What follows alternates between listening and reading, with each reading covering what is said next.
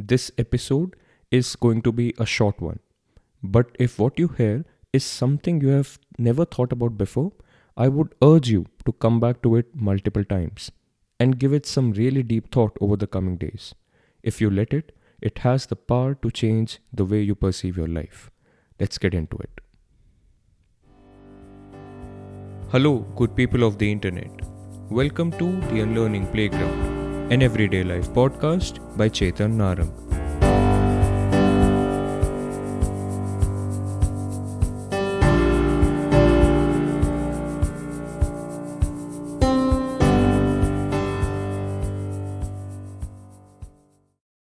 When it comes to any experience, all of us have two selves.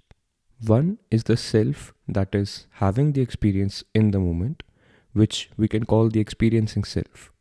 And another is the self that remembers that experience, which we can call the remembering self. And believe it or not, they are both different. To confuse one with the other is a very strong cognitive illusion that we labor under in our everyday lives. What you remember about the past is simply that, what you remember about it. It might not necessarily be true to what you actually experienced then, especially the adjectives you use to describe the experience now.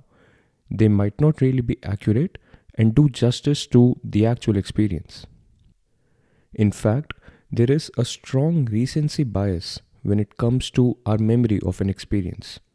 That is, our memory of an experience is very likely to be overshadowed by how the experience was towards the end, rather than how the experience actually was. I first came across this idea of the two selves, the remembering self and the experiencing self, in that book by Daniel Kahneman, Thinking Fast and Slow. In one section of this book, he described a certain experiment which brought home the point quite well. To paraphrase it, the experiment had students dipping one hand in uncomfortably cold water for 60 seconds, and the students would then remove their hand and be offered a warm, dry towel. After a few minutes, they were asked to dip their other hand in the same uncomfortably cold water for the same 60 seconds. But in this trial, after the 60 seconds, instead of taking the hand out, a tap was opened which poured warm water in the tub for the next 30 seconds. Now, this would raise the temperature of the cold water by a few degrees so that the discomfort was lowered. They were then asked to withdraw their hand and were offered a similar warm, dry towel like the first trial. And then, after a few minutes, they were given a choice to have one of these two experiences repeated again for the third trial. And if I remember correctly, close to 80% of the participants chose to repeat the second experience, even though that involved an unnecessary 30 seconds of discomfort. But the reasoning is quite simple.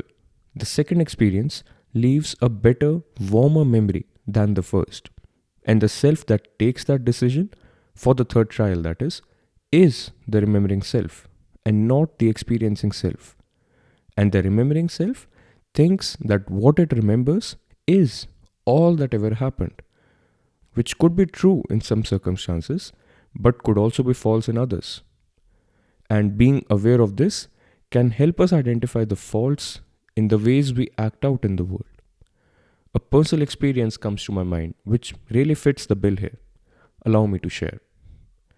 I once worked for a company and I had a great time working there, especially for, let's say, the first 3 quarters of the time. And it was only during the last phase that I had a fallout with some of the people there. And well, there were a bunch of reasons for that too. And I'm sure that even I wasn't my best self around that time. But anyway, after I had moved out of that job, whenever someone would ask me about my experience at that company, I would mostly be critical of the culture, the management, etc. And it was only when I started meditating and paying attention to my own thoughts that I realized that that narrative, like a lot of other narratives in my mind at the time, was coming from a very incomplete standpoint. You see, of course, my last memories with that company weren't too rosy, but I sure had a great time for the majority of the time I worked there. And the fact that I was so easily polishing over all this with the comfortable narrative purely based out of my remembering self surely did open my eyes. Realizations such as this are quite literally the point of this entire series I'm running on this podcast currently. To be aware of your own biases and illusions is important. The point to being more self aware is not to feel low about yourself or even to start feeling superior now that you're aware of so much more than others. It is simply to be aware of the truth, aware of the facts about how your own thinking works, and aware of how the human mind works in general too.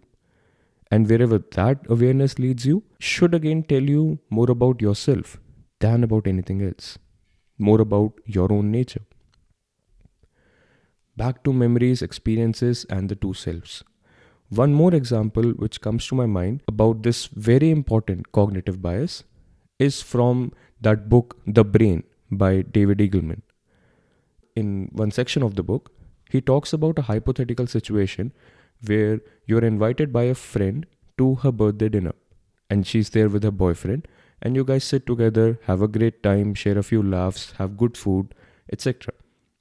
He then builds it up by asking us to imagine that a year has passed since that birthday dinner, and your friend and her boyfriend have since then had a pretty nasty falling out, and they're no longer together. And then he points out that it is now entirely possible that your memory of that birthday dinner is now colored by this new piece of information. It is very likely that you might think that even back then you could see clues that, this guy is a good for nothing douchebag who might even cheat on your friend if the opportunity arises. And it is very likely that you may start to consider all of these thoughts to be true because your remembering self is what is always activated in such scenarios, not your experiencing self. The experiencing self had the experience of that great dinner and left memories for the remembering self. And the remembering self can't help but fit the memories to suit the current story that is unfolding right now. I hope these terminologies are clearer in your psyche now. Our present colors the way we perceive the past. And what we remember about something in the past is anyway not necessarily how we experienced it at that moment. Both of these statements are true and are worth pondering over. I'll repeat them once more. Our present colors the way we perceive the past. And what we remember about something in the past is not necessarily how we experienced it at that moment. It is only when we become aware of such illusions of our minds that we can hope to unlearn them. Unlearn them not in the sense of ensuring that we do not think in this manner. We can't control the thoughts that pop into our heads, but we can choose which thoughts we act on. And once you do that, you have, in one manner of speaking, of course, unlearned the attachment to your thoughts. And that is when real understanding begins to dawn on you. You should not always trust the first thought that pops into your head about anything. And by the same token, you should also not always doubt your intuition either. It is a moment by moment choice, and being able to discern what to do when is the key to a mature response to any situation. To be able to make that choice in the best possible manner, you must be self aware. You must understand that your mind works under a whole bunch of biases and delusions that must not really be trusted. And if you're aware of the fallacies your mind is laboring under, you can start to see things as they are, not as you think they are. Anyone who thinks that that isn't worth doing really doesn't have a clear mind and is not being the best they can be. And we all need to be the best we can be, both for our own sake and also for the sake of people around us. I hope this episode gave you something to think about. If it did, share it with your community too. You never know the impact it can have on someone else. And if I may ask you for a favor, please leave a rating and a review for the show on as many podcast platforms as you can.